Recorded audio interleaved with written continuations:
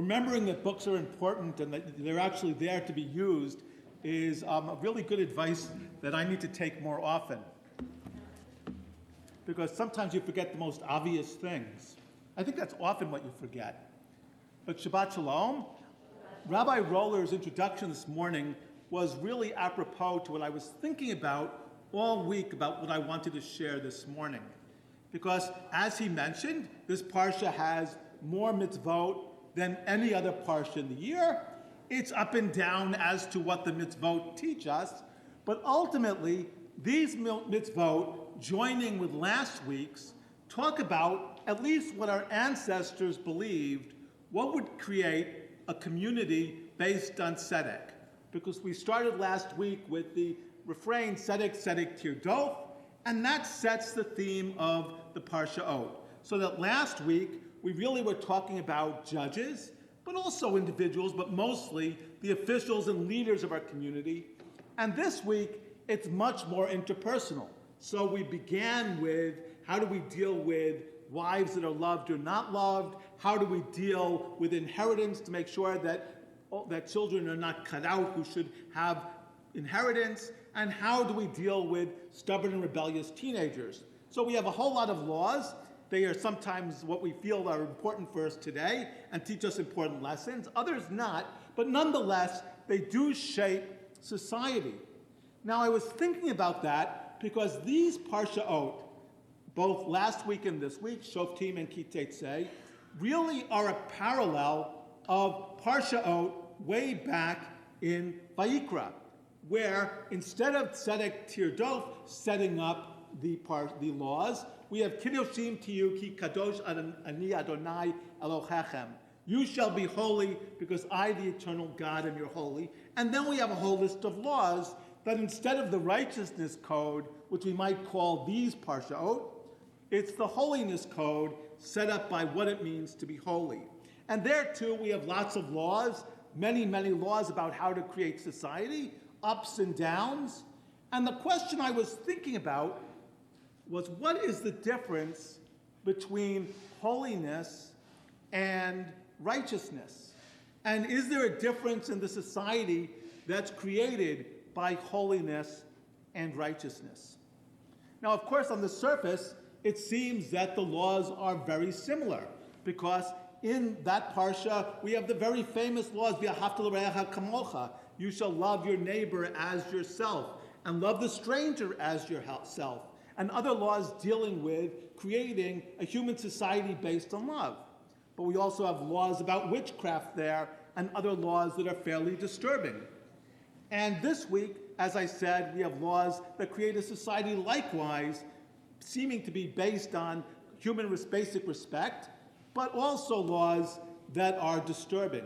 Many laws that are disturbing, especially today. So how do we differentiate? Well, I looked up some websites to find out how they would think about the difference between holiness and righteousness. And one website suggested that holiness was about our relationship with God, and righteousness was about our relationship with human beings. And to an extent, that actually is somewhat convincing. Leviticus, as we can remember, is a book that deals mainly with laws about the Levites, the Kohanim. And so they were very, very interested in sacred space, especially Jerusalem.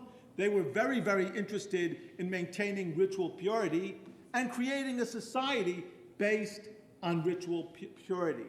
And so we find a lot of language throughout Leviticus talking about toeva, talking about the idea of abomination, talking about the idea of absolutes, because within the context of creating a society which was based on creating sacred space to allow God in, there was this idea that everything has to be absolute, that everything has to be perfect, because one little imperfection will lead to preventing God from being able to dwell in our midst.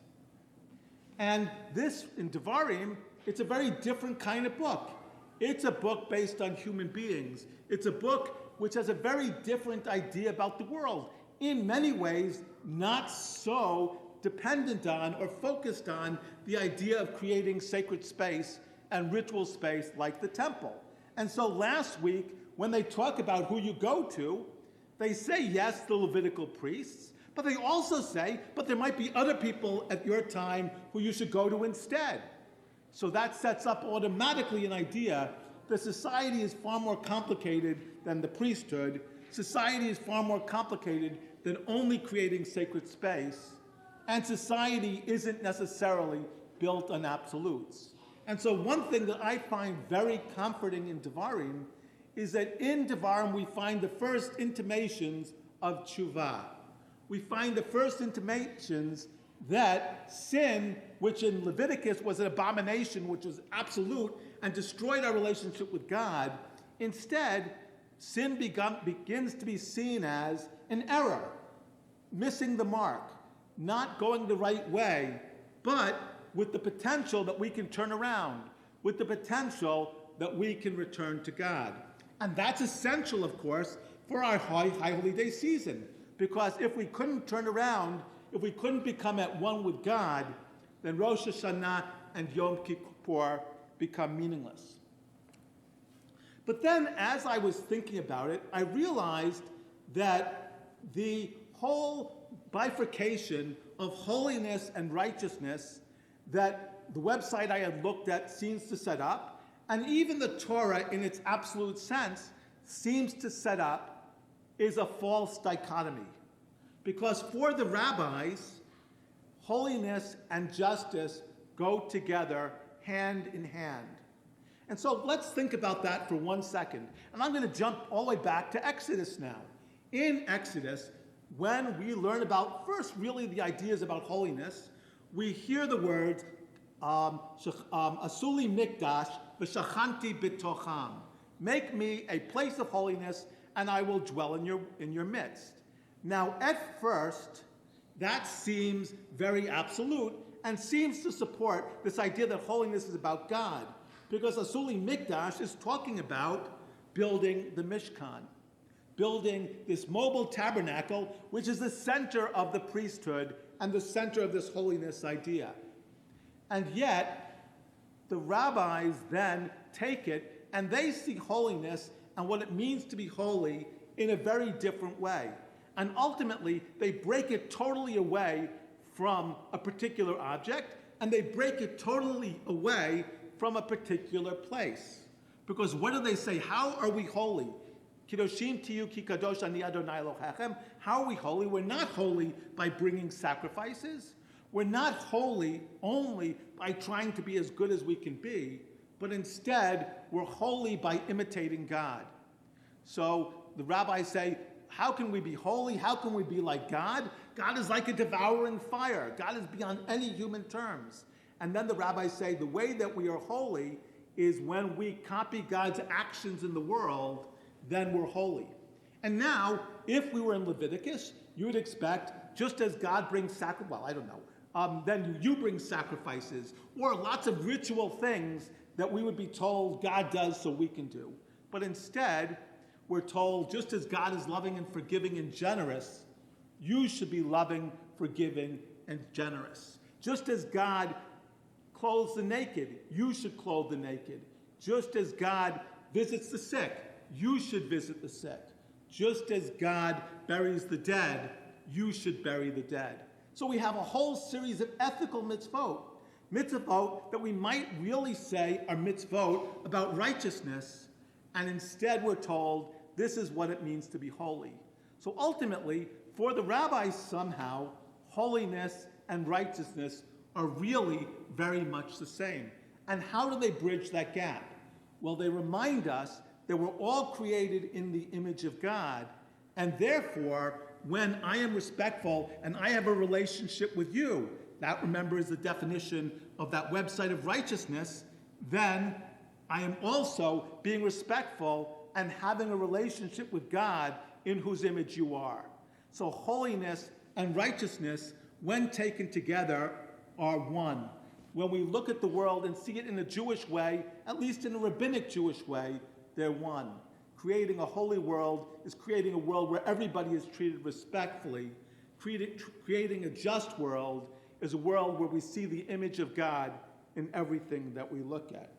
Now, I was thinking about, and I want to turn to something actually, and now for, if we remember Gilda Radner, and now for something completely different. That, I guess, dates me, but so what?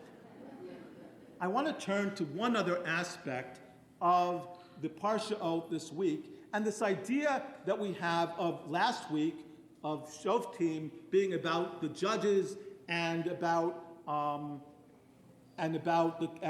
community, and this week really about the individual. And I want to merge that again with Kiddushim being about holiness and Devarim being about really community. And I want to think about that in terms of the Amidah and why we have and why it's so important to have a repetition in the Amidah. Because in a sense, it brings together everything that I'm talking about this morning. It brings together community and individual, and it brings together holiness and righteousness. So what is the purpose of having two Amidot? And why do I feel that it really is so important? Well, the first Amidah that we recite, the silent Amidah, that's our Amidah of holiness. That's our Amidah where we are connecting and have a relationship directly with God. Now, interestingly, Rabbi Roller and I were having a conversation about this earlier this week, and he reminded me of a Gemara which talked about the fact that you have to say the silent Amidah in Hebrew. And for me, that's actually counterintuitive and not actually what I agree with. For me, actually, the silent Amidah is the one you do in English, if you're going to do anything in English. Because it's a silent Amidah where you're speaking directly with God, where you're creating a relationship with God. It's the time where an individual is alone with God. And if we don't do it in a way that we understand, if we don't do it from our heart, whether it's in Hebrew, Japanese, English, Portuguese, whatever, any language but Aramaic, that's the only language that's forbidden for prayer according to the Gemara. Except Kaddish. If we do it in a language that's meaningful to us, then we're connecting with God. So for me, I disagree with the Gemara. So then that is the Amidah of holiness. That's the Amidah of the individual. In a sense, that's the Amidah for our Parsha this week. But what's the Amidah that brings us together as a community? That is the Amidah that's chanted aloud. And therefore, for me, that's why we do it in Hebrew. Because we are connecting not only with a community here, we're connecting with Jews across the globe. We're connecting with Jews everywhere, saying very much similar words. There's some differences between Sephardim and Ashkenazi, but very similar words. And we're connecting in a language that allows us to remember we're part of Am Yisrael. We're part of a greater community. But there is something that's very important for me about the repetition, and that is that when we're a community, it has to bring us together, and we have to be all connecting. So for me, it's not only the Amidah, it's all prayer, but it's especially Amidah, that if we do it and we're singing together, if we do it and we're connecting and we sing as much as possible, and everybody is a participant and everybody is a leader, then we remember that we're all part of a community. Then we remember that this belongs to all of us. And then we remember that this is something that can uplift our spiritual lives and allow us to connect both with the righteous and the holy and the individual and the community. And I want to share before I end, and I'm going not quite long yet, I want to share one last thing. I remember I was given strict guidelines, which I'm not very good at. But I remember a long, long time ago, in the community I grew up in, which was a Reformed synagogue, we had Torah study every week. And one Torah study, and it was the rabbi who started, he was a wonderful rabbi, and it was a really nice group of people who came every week to the Torah study. But there was one week that I especially remember, he had been at another synagogue the Shabbat before for a bar mitzvah. And he described the synagogue, and he was very upset about it. He said, I really didn't like it. And so we were wondering, what didn't he like about this service? What was wrong with it? Was it stilted? Was it who knows what. You can think of all the things that you don't like about his service and put it in our minds. But no, what he didn't like was that from the beginning to the end of the service, everybody in the congregation participated and sang the entire service.